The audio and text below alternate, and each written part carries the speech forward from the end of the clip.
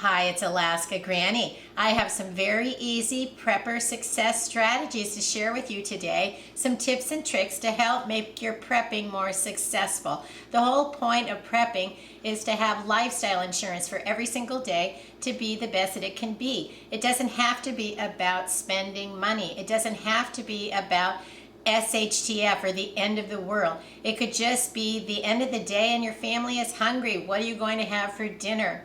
It could be the power goes out. Now what do?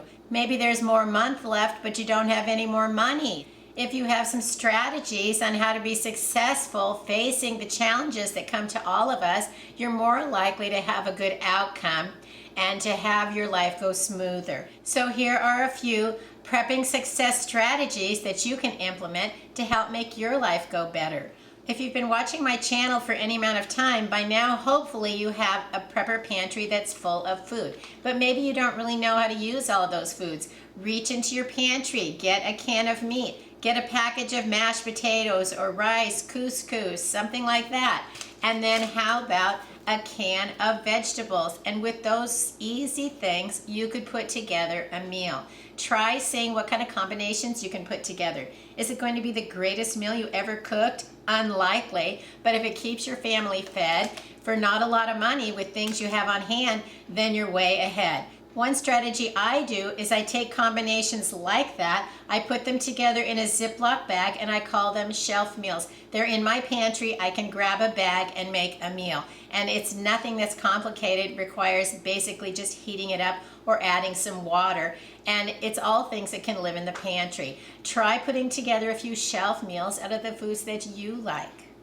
The next thing I like to do is save empty drink containers, ones that you can wash out. If you look on the bottom, they'll say PET or PTE. Those are able to be washed, they're able to be refilled because they're food grade. So you can rinse them out, dry them well. You can fill them with food or fill them with water. Then you have some extra water in your home. The sturdier your container, the better it's going to last. You want to try containers that have only held food, like soda pops, juices, sports drinks, and these are sturdy containers that are designed to hold liquids. So I like to fill them up and have extra water on hand. I also do fill water in some other containers, such as soap jugs. I mark them that they're water, so there's no confusion that it's still soap in there, but it's just water that you maybe need to wash a dish, flush the toilet, clean the sink. If water goes out, you still need water for cleaning. If something happens and water is in short supply, you still need water for cleaning. So having those jugs of water are also very helpful. And it's easy to just store them under the sink where you would want water. If you turn it on, it isn't running, you can reach under the sink and get some and then use it to wash a dish or whatever it is that you were trying to do. Winter is here. It's the time that we're turning on our lights again because it's dark. Lo and behold, the light bulbs are burning out. So if you know there's a size that you use in your house, get some extras now. I was absolutely flabbergasted when I went shopping for bulbs recently. The dramatic increase, they've gone up just exponentially. It's unbelievable how expensive light bulbs are. And so we still need them, and so we need to have the extras on hand. If your bulb goes out, then you can reach into your supply and grab a spare. If I have bulbs that I use for a particular purpose, I label on the box, and so then if I know that, say, the living room spotlight went out, I know which bulb to grab right off of the shelf in my stockpile. If you come across empty containers, think about them before you toss them. Maybe you can turn them into a first aid kit, a candle kit, a fire lighting kit, something that you could just put together in a hurry, take a few supplies, put it together, drop it in your purse, put it in your car, drop it in your bug out bag, and you're going to be way ahead because you have some little mini kits. Another thing you can do with an empty jar, clean it well, make sure it's completely dry, and you can store even small amounts of rice, beans, oatmeal into these small jars. You can put them away in your pantry, and then one of the things that I keep thinking is If there really is a big emergency and people don't have things, I can give them one of these small jars and keep my buckets and my large containers for myself and my own family, but I would still have then a small amount put away. Plus, sometimes we just need a little bit of rice or beans or oatmeal. You can go and grab it and use it yourself. Fill up the food in your pantry. But you'll have a little bit of backup that you stored in a free container from the foods that you already have on hand. You can also use an empty jar for a lights out kit. I put together some emergency long burning candles with some strike anywhere matches. I stored them in the jar. The matches aren't going to get wet, and then I have it all contained. Then if I need to use it, I can take out the candles, put one in, light it, and use it as a little lantern, a candle lantern.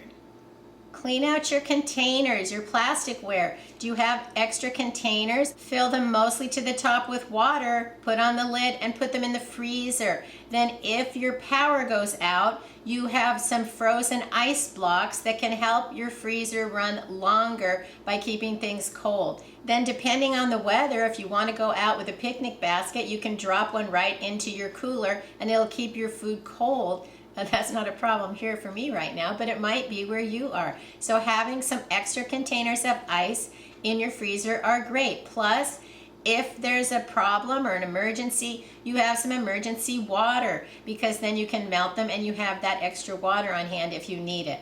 Something my mother taught me and I've done for many years is keep a container in the freezer. Then if you have leftover pieces of meat, leftover vegetables, maybe some broth, you pour it in, put the lid on it, keep it in the freezer, and once it gets full, you can make a nice super stew out of it. My mother used to call it bubble and squeak. It's never going to be the same because every little bit that you put in there adds a little bit of different flavor. And you'd be surprised how delicious some of them can be.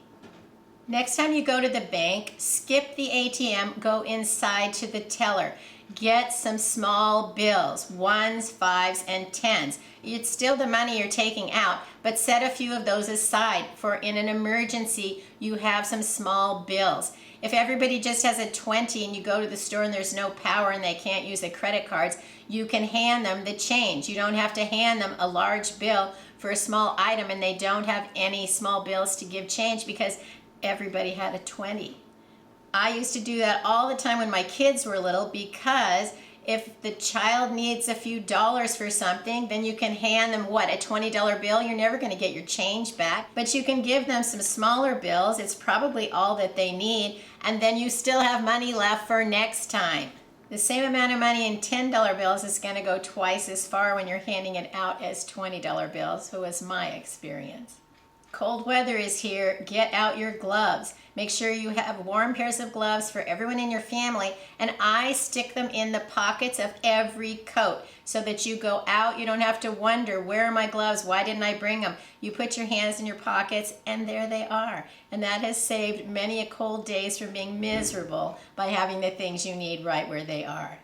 Now, you want to also remember, as things are colder, our power bills are going up ridiculously, layer your clothes. Put on a tank top, put on long sleeves, put on a t-shirt, put on a scarf, wear a vest, dress in layers, add a blanket on your bed, and cuddle up on the couch with a throw. Then it doesn't matter if it's a few degrees colder, because you are prepared to dress a little warmer and you can continue to enjoy the activity that you're doing.